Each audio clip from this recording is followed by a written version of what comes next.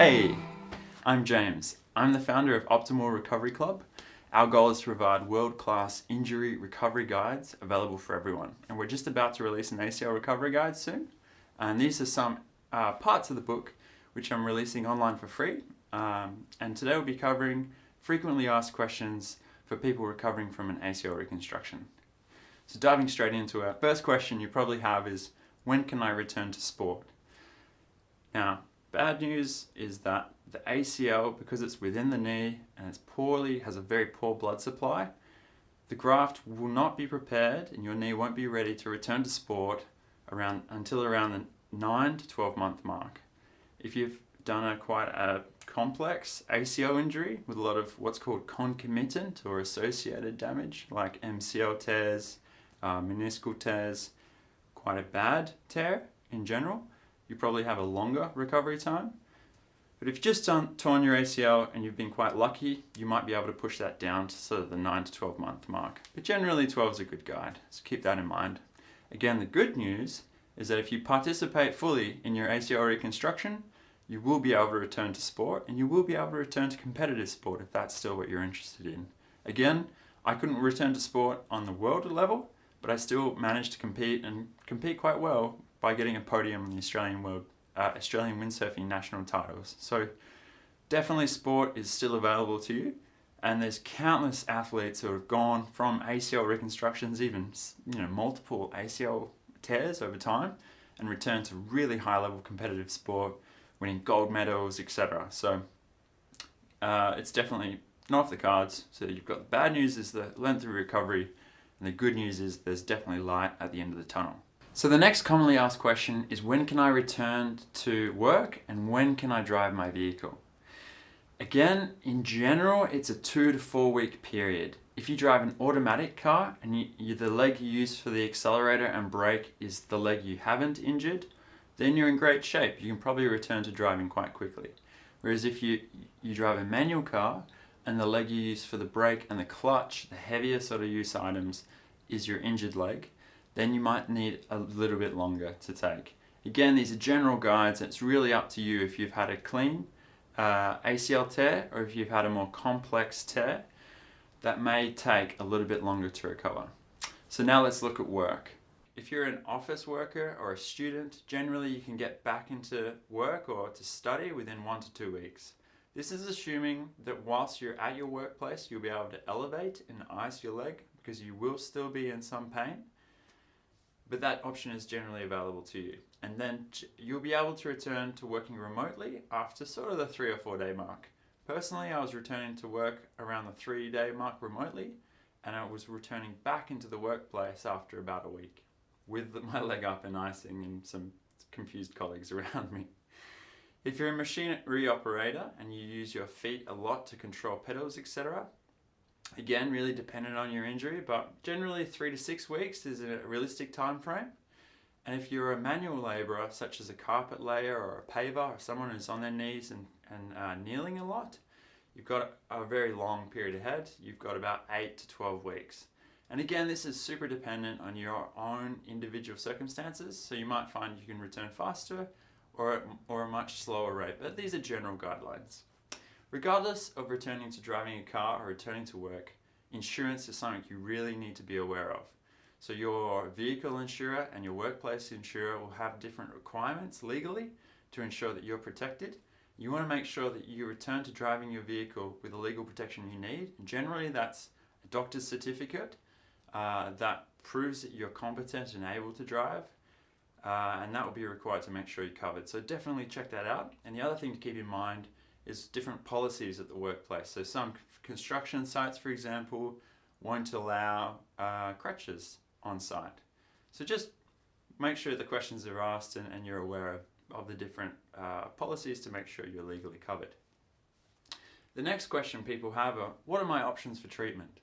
So from the point of injury, you've got 2 options available to you. You've got surgical treatment and conservative management. We'll talk about surgical treatment first. So surgical treatment, as the name implies, is surgery where your graft and knee are reconstructed by a surgeon placing a new graft within the knee, and then you've got that long-term rehabilitation process thereafter from the sort of a minimum 9 to 12 month mark. Conservative management is where the graft is not replaced.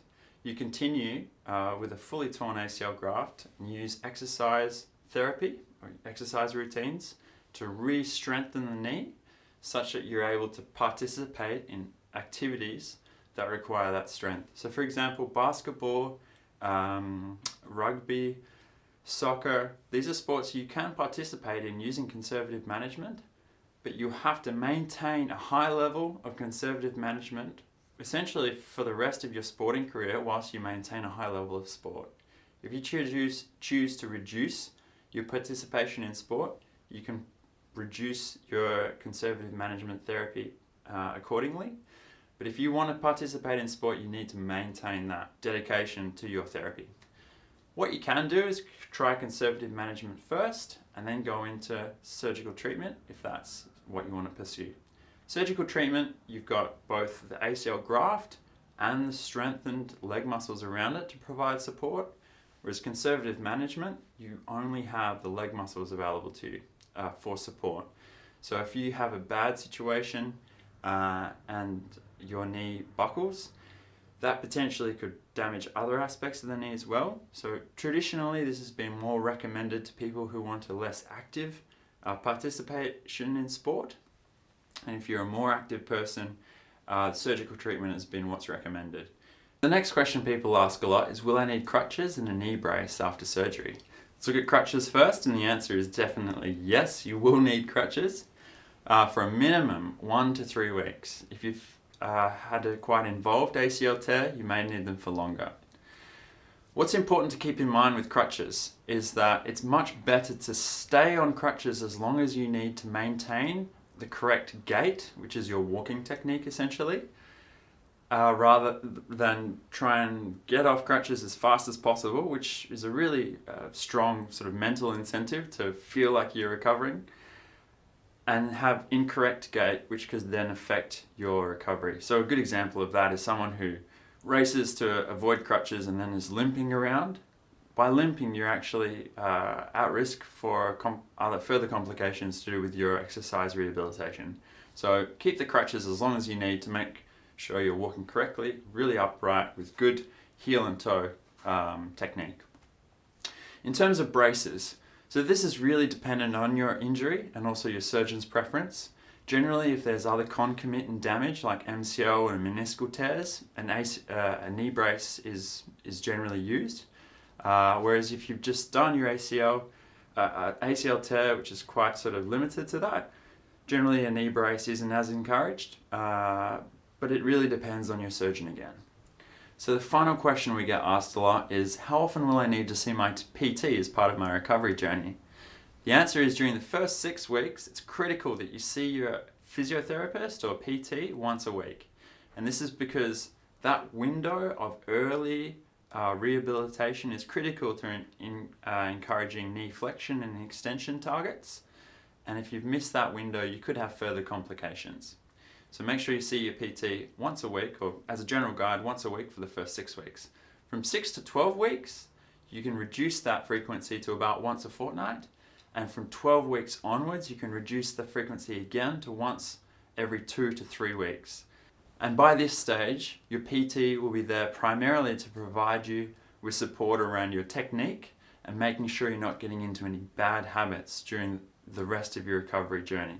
They should also be including physical testing as part of that, so you can see how you're physically progressing along your rehabilitation journey. And this is not only important for your physical tracking, but this is really important as a mental boost as well, because you can see that mentally you've got that validation that your rehabilitation is progressing and you're heading towards your end goal of returning to sport, which is a powerful thing. So that concludes our video. The next video we'll be doing, video 2, is actually how to find a good physiotherapist or PT to assist with your exercise rehabilitation. And this is just one of several chapters which are featured in the ACL Recovery Guide, which we're about to release. And this guide is incredibly detailed. It's 250 pages, photo illustrations of physical exercise rehabilitation techniques developed by Dr. Jay Ebert, which is one of Australia's best health professionals in the ACL specialisation.